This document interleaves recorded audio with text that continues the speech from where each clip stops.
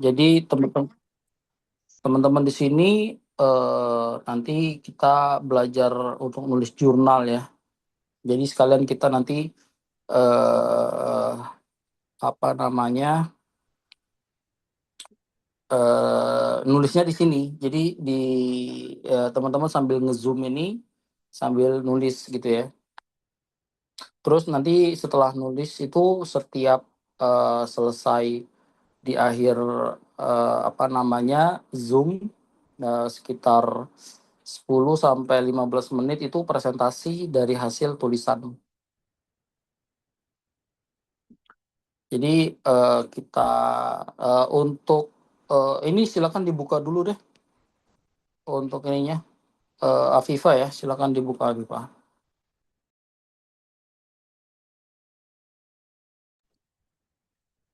Dibuka bagaimana Ustaz? Iya, seperti buka kelas pada umumnya. Hmm. Ini mata kuliah apa ya tadi Ustaz? Kita malam ini ambil qiraatul Quran dulu. Ya baik, teman-teman, kita mulai kelas pada malam hari ini dengan bacaan basmalah terlebih dahulu. Kita baca bersama-sama. Bismillahirrahmanirrahim. Eh, untuk pemateri pada malam hari ini, Ustadz Oki kami persilahkan kepada beliau. Waktu dan tempat kami persilahkan. Oke. Ini materinya qiraatul Quran ya. Jadi materi qiraatul Quran ini sebagai pembuka ya. Saya lupa untuk ininya karena HP saya kereset. Coba nanti minta di admin ya untuk info-info spesifik eh, jurnal yang di-share di grup-grup gitu ya.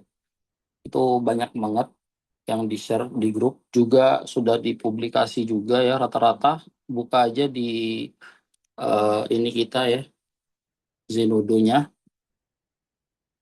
Nah, untuk mata kuliah Qiraatul Quran ini, jadi poin intinya adalah ini bukan mempelajari kiroah sebagaimana kiroah sabah atau asyroh atau mempelajari kiroah membaca Al-Quran ya secara umumnya. Tapi Qiraatul Quran di sini itu yaitu kita menganalisa, jadi mempelajari paduan antara jadi memix atau apa bahasa bahasa mudanya ya, memadukan atau menganalisa lah ya, menganalisa eh, tentang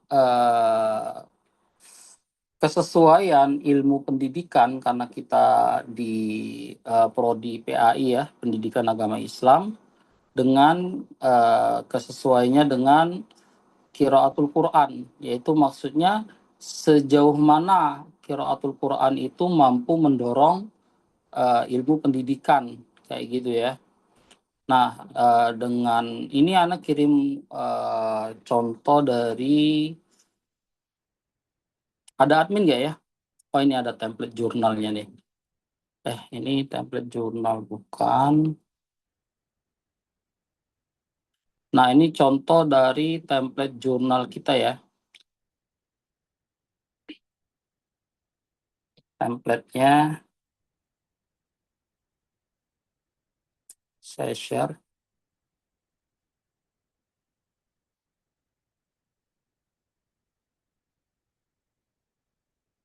Ini saya kirim ke siapa?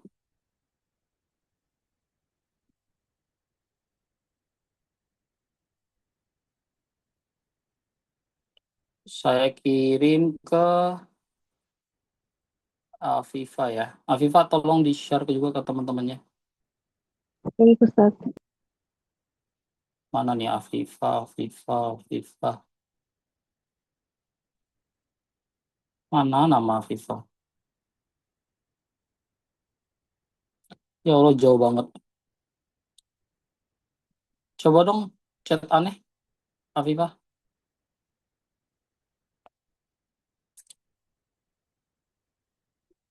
Japri ya.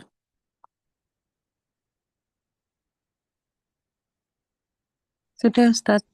Oke, masuk. Ini contoh dari Word-nya, ini contoh dari PDF-nya.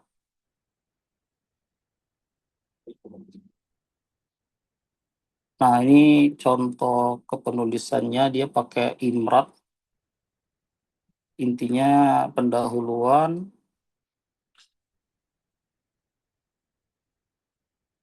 Nah, silakan dibuka ya. Jadi isinya itu pendahuluan gitu ya. Kemudian metode, isi, simpulan, dan daftar pustaka.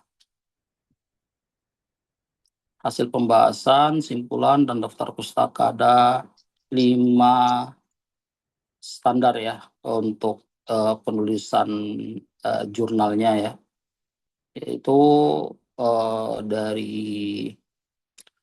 Nah, di sini bisa bantu share screen nggak? Siapa yang bisa bantu share screen?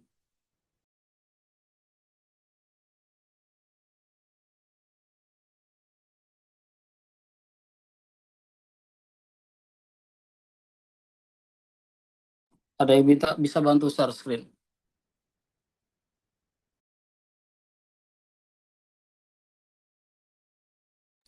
Afifa bisa bantu share screen?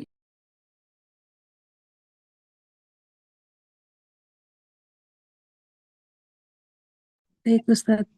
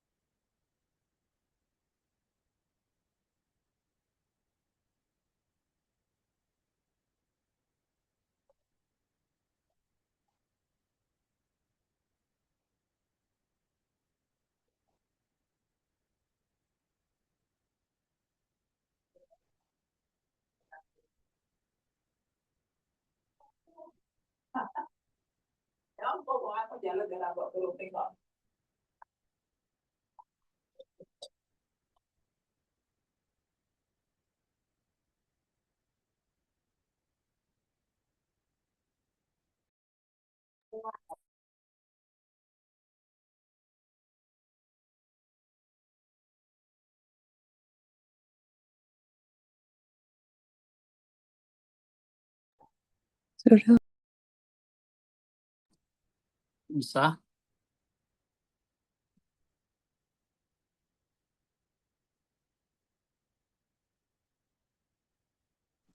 Sudah Ustadz. Oh, belum tampil. Berbagai auto. Itu belum tampil nih di layarnya. Oh belum tampil. Nah, itu iki. Ya,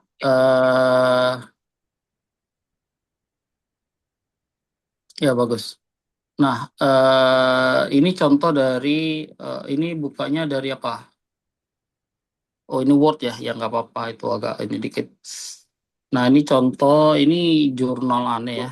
Ini jurnal di Sinta 5 yang aneh pakai. Contohnya doang. Ini eh itu ada ini lagi nih. Coba ke atas lagi dulu bisa nggak? Ke atas lagi Ustadz nih. Ya, sebelumnya ada siapa di sini yang udah ada pengalaman untuk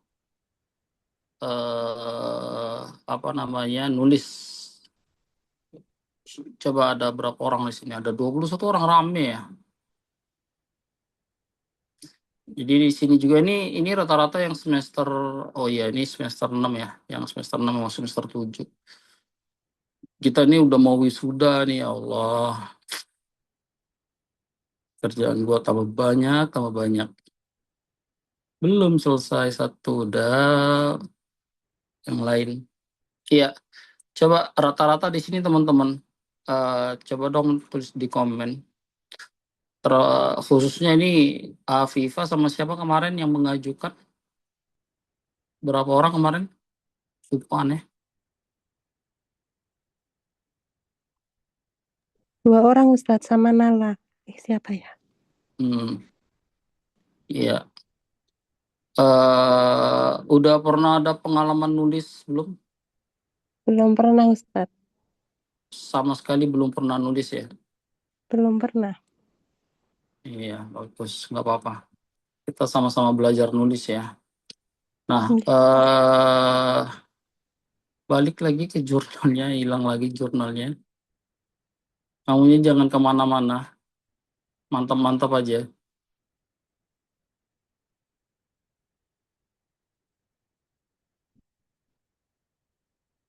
Oke, nah di situ kan ada template jurnal pendidikan Islam ya, SUI, Journal of Educational Research, SJR ya, singkatannya SJER. Nah, apa namanya? Yang pertama itu titelnya ya, judul. Contoh implementasi pendidikan karakter tanggung jawab di SMP IT Raudatul Ulum Salatiga, Ogan Ilir Palembang ya. Nah ini kalau bisa pakai yang bahasa Inggris juga bagus untuk titel, tapi nggak harus ya. Nanti dicari judulnya. Nah karena kita mata kuliahnya Qiraatul Quran ya, tapi kita sesuaikan mengenai apa sih yang harusnya eh, yang bisa mendorong ya kemajuan pendidikan ya dari eh, materi Qiraatul Quran itu sendiri. Contohnya kayak gini, kita kan setiap hari baca Quran nih. Ada yang sehari 1 juz, 1 hari setengah juz, ada yang menghafal 1 hari eh, misal setengah juz ya 1 hari. Siapa yang sih pernah menghafal 1 hari setengah juz?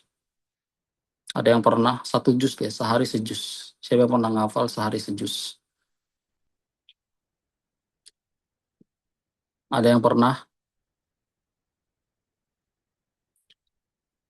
Ada yang pernah menghafal sehari sejuz?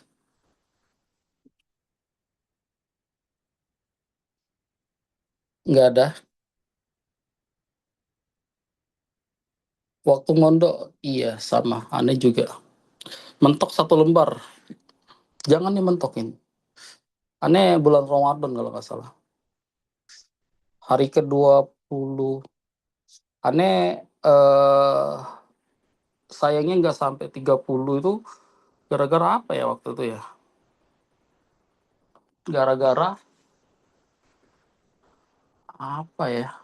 Akhir-akhir Ramadan 10 hari terakhir itu. Harusnya kan bisa itu. Tapi kalau ada nih gangguan. Di, nah, contohnya kita membaca Quran. Nah, dari hasil kita membaca Quran itu, kita kan pasti dapat eh, apa namanya semacam ilham lah mungkin ya, irsyad. Wah, kita baca ayat ini. Wah, ini kalau seperti ini kalau bisa untuk mendidik umat misal kayak gitu kan, atau untuk pendidikan kayak gitu kan. Nah, ini bisa diterapkan. Nah, ide-ide yang seperti itu yang maksudnya kita akhirnya dari membaca Quran tadi kita mampu mendorong kemajuan dalam pendidikan.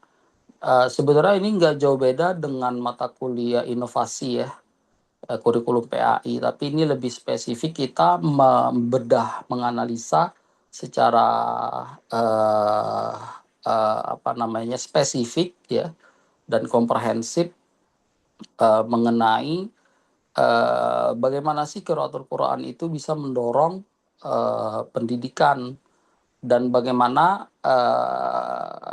membaca Al-Quran atau kandungan di dalam Al-Quran itu menjadi solusi-solusi dalam ilmu-ilmu pendidikan agama Islam.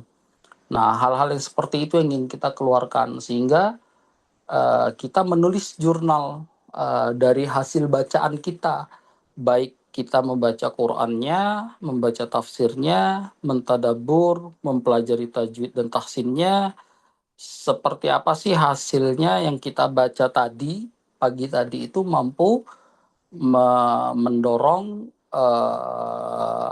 kemajuan dalam ilmu pendidikan agama Islam, terutama di tempat atau untuk diri kita sendiri ketika kita mengajar kayak gitu ya. Rata-rata di sini mengajar kan, ada yang ngajar atau ada yang tidak mengajar. Nah itu pertanyaannya, karena kalau ada yang mengajar kayaknya rata-rata ngajar ya.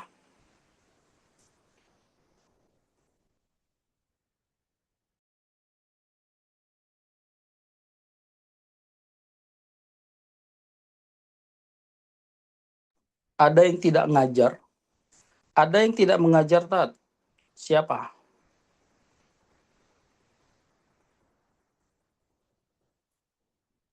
Man huwa?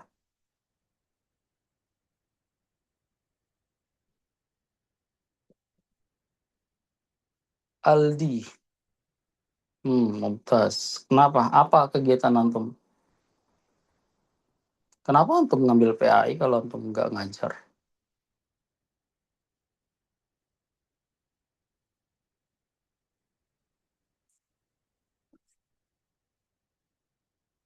Kenapa?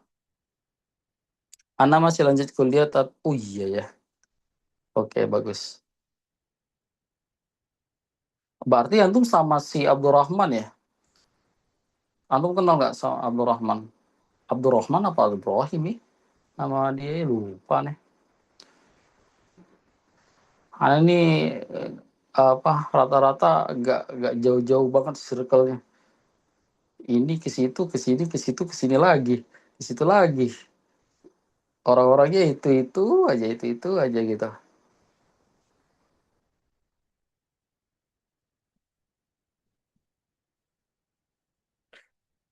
Ya, kenal kan? Ya, seperti itulah. Ya, syukron.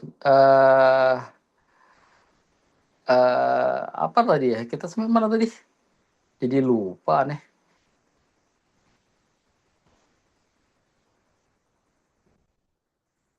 Sampai mana tadi?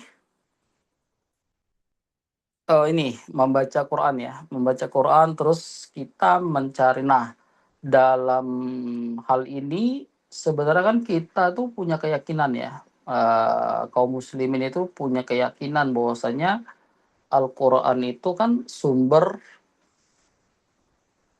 ilmu atau sumber wisdom ya. Tahu nggak apa wisdom? Apa sih bahasa ininya enaknya ya? Kebijaksanaan lah ya. Hikmah, hikmah. Nah, maksudnya apa? Hikmah dari Al-Quran itu eh, kita meyakini bahwasanya Al-Quran itu mampu mengeluarkan atau memberikan pengetahuan ya bagi kehidupan manusia secara utuh atau sepenuhnya ya, secara seutuhnya kayak gitu. Nah, kalau seperti itu kita sudah memiliki keyakinan demikian kayak gitu kan. Bagaimana sih supaya itu diterapkan dalam kehidupan, bahwasanya Al-Quran itu tidak lagi menjadi slogan saja, tidak lagi menjadi apa namanya apa kalau bahasa kampanye apa bahasanya itu pencitraan ya, pencitraan saja. Tapi kita benar-benar menjadikan Al-Quran itu sebagai sosial system atau sistem sosial atau yang mengatur dalam kehidupan sosial ya, dengan menjadikan setiap ayatnya, setiap suratnya itu sebagai landasan fondasi hidup bersosial, terutama dalam lingkup pendidikan, ya terutama pendidikan agama Islam. Nah, kalau demikian kan berarti kita itu harus membedah mencari tahu, mengetahui sebenarnya dari Al-Quran itu, dari ayat ini, bentuk sosial seperti apa yang bisa kita hadirkan kayak gitu kan, atau masyarakat seperti apa yang bisa kita ciptakan, atau generasi seperti apa yang bisa kita kita apa namanya bentuk kayak gitu ya. Nah, sehingga hal-hal yang demikian tadi itu menjadi ide awal atau pengetahuan awal kita bahwasanya Al-Quran itu benar-benar petunjuk ya. Kita dapat, oh, menjadikan Al-Quran itu petunjuk itu tuh seperti ini ya. Bukan lagi hanya membacanya, kemudian sudah membacanya hati merasa tenang. Ayolah, ini bukan lagi mengenai tentang ketentraman hati atau spesifik amalan pribadi kayak gitu kan. Tapi Al-Quran itu memang harus kita terapkan sebagai rahmatan lil alamin, atau sebagai semua makhluk, atau sebagai apa namanya, bahasa rahmatan lil alamin tuh ini apa ya, bukan hanya petunjuk tapi sebagai pedoman untuk semua makhluk kayak gitu ya, sebagai moral tertinggi yang manusia itu sudah dijalani oleh manusia kayak gitu. Nah, bukan lagi hanya setelah membaca Quran hati menjadi tentram, itu iya seperti itu. Tapi kita harus naik level. Level selanjutnya apa? Yaitu kita harus menjadikan Quran itu berdaya, berdampak di tengah-tengah masyarakat. Itu poinnya. Bukan lagi di level Quran sebagai penyejuk hati, iya seperti itu. Quran sebagai pelipur lara, Quran sebagai apa namanya. Tapi kita menjadikan benar-benar Quran itu sebagai sosial system yang membentuk peradaban manusia, yang membentuk generasi, yang membentuk moral absolut, gitu kan, moral absolut masyarakat, sehingga apa yang dicerminkan baik dan buruk di tengah masyarakat itu benar-benar bersumber pada bagaimana pandangan di dalam Al-Quran. Jadi baik dan buruk itu pandangan di dalam Al-Quran, bukan pandangan sebagaimana moral masyarakat yang abstrak kayak gitu kan.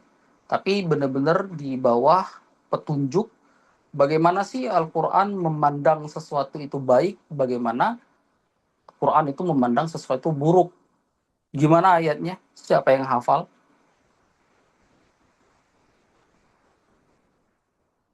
Siapa yang hafal? Surat Al-Baqarah.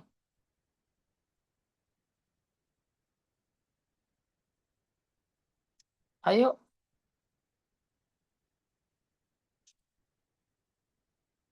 siapa yang hafal surat Al-Baqarah?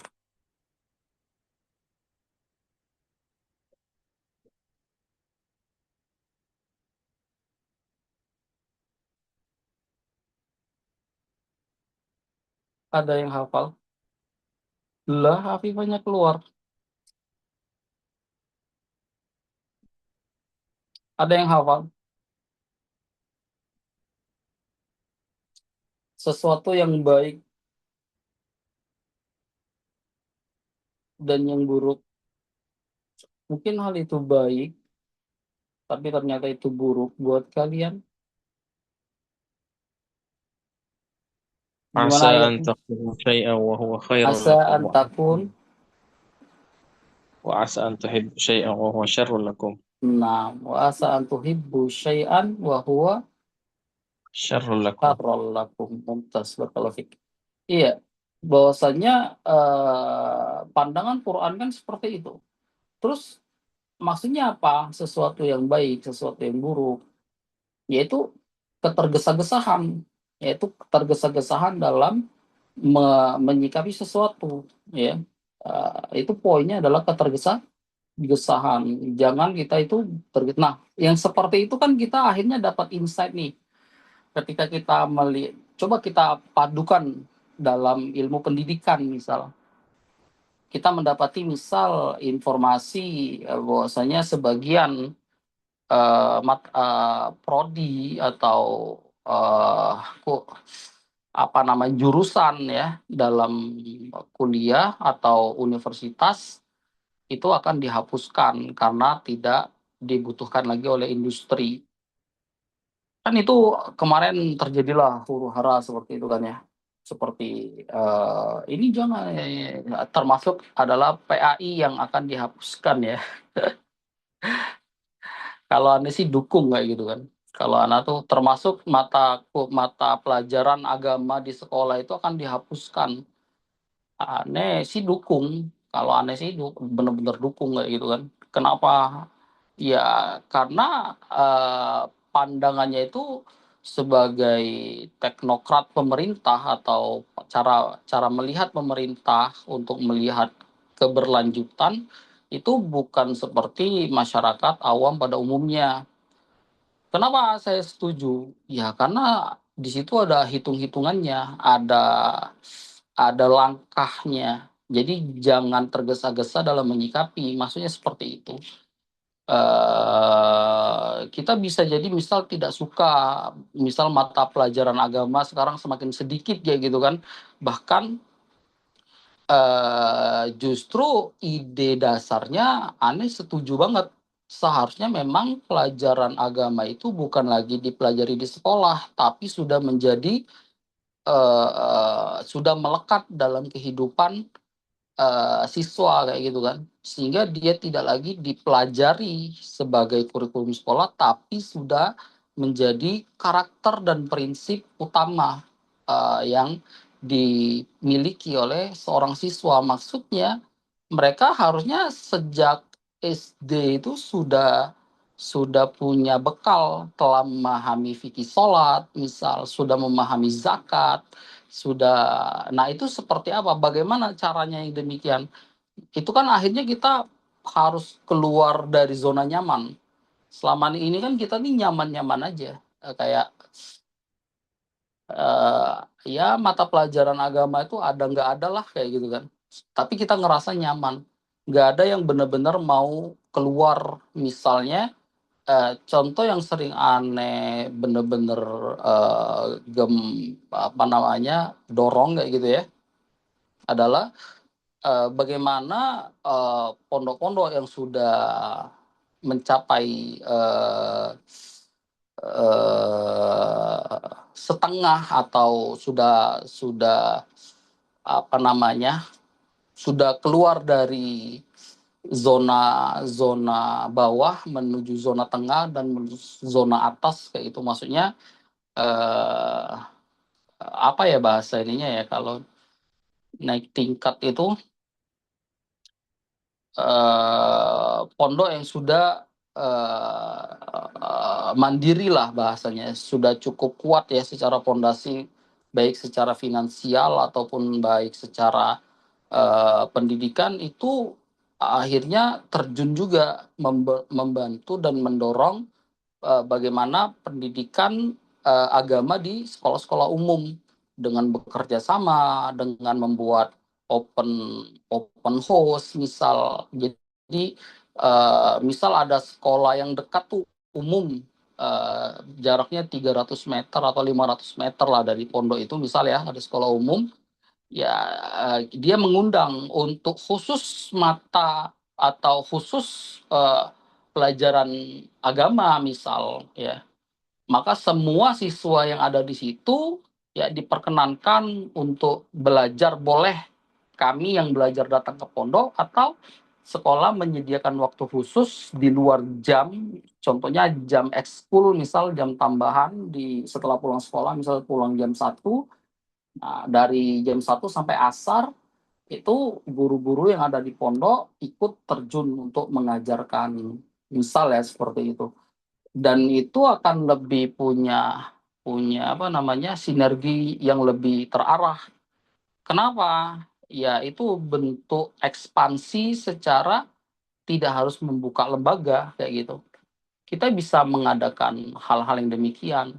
Jadi masuknya ke eskul tapi potensi keberhasilannya kan lebih besar. Nah, pendidikan itu yang diukur adalah bagaimana bisa berhasil, bukan capaiannya itu bisa didapat ya, bukan hanya ada, tapi bagaimana setiap siswa itu mampu mencapai capaian pembelajaran sehingga tujuan pendidikannya itu benar-benar dipenuhi oleh peserta didik dan mampu mengisi profil lulusan mereka. Jadi ketika mereka lulus SD, misal lulus SMP, lulus SMA, mereka itu sudah apa ya? Sudah punya bekal yang cukup dalam ilmu pendidikan agama Islam. Nah, seperti itu maksudnya. Itu tadi dari satu ayat dari asa antakuna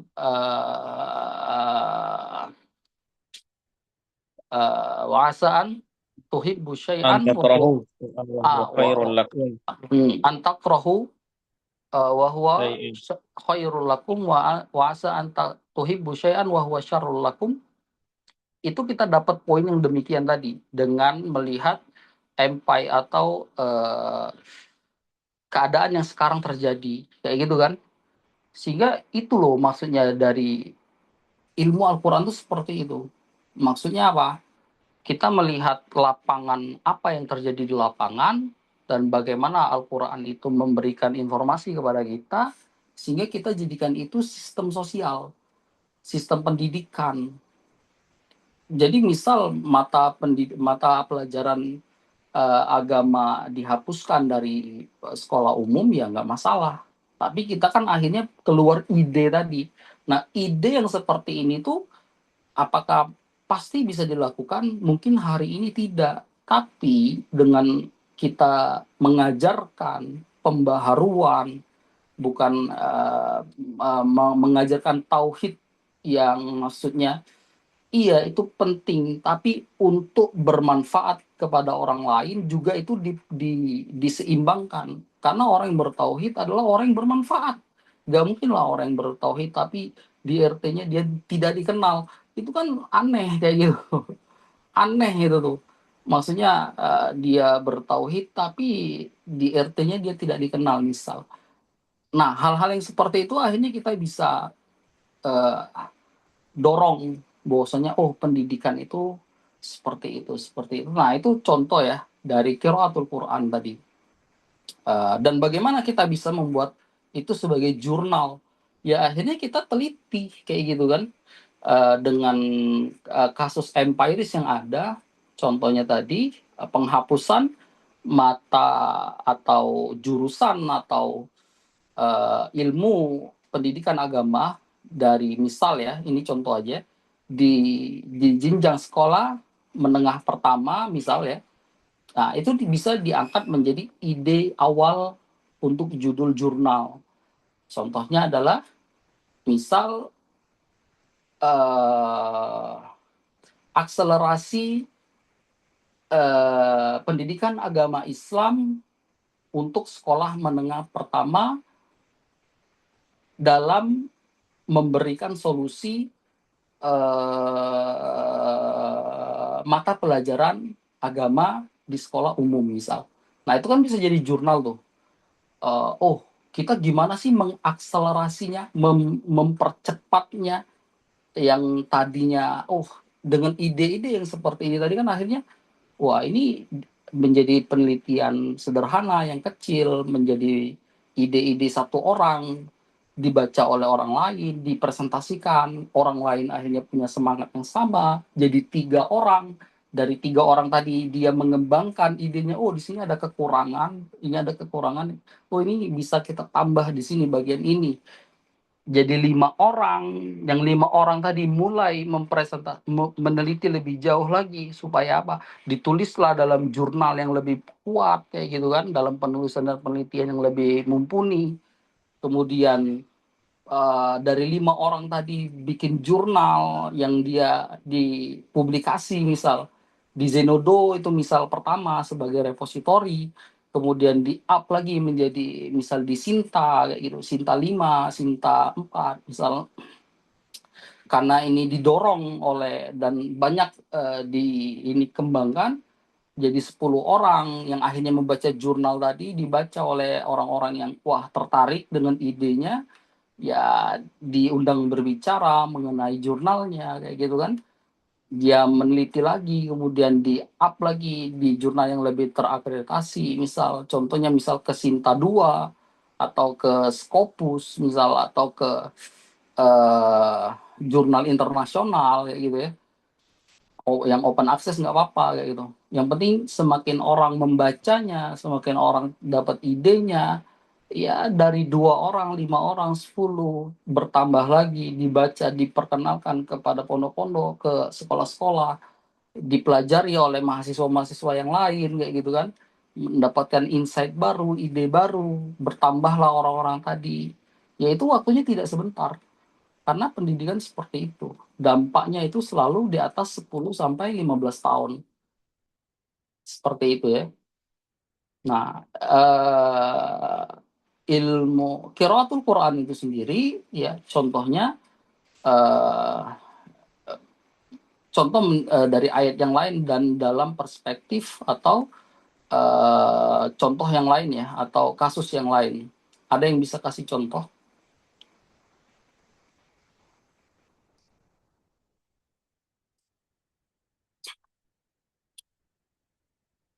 Karena seorang muslim itu selalu bisa melihat peluang-peluang di balik setiap kejadian dan masalah ya.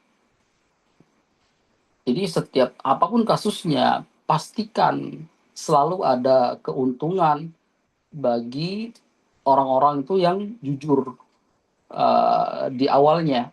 Apakah dia benar-benar ingin berdampak, ingin bermanfaat atau tidak. Jadi setiap kesulitan bagi orang-orang yang jujur itu akan selalu ada kemudahannya. Selalu ada eh, apa namanya pilihan-pilihan lanjutannya. Oh ini tidak menutup ruang, justru ini malah memperlebar ruang kayak gitu ya. Ada contoh lain nggak?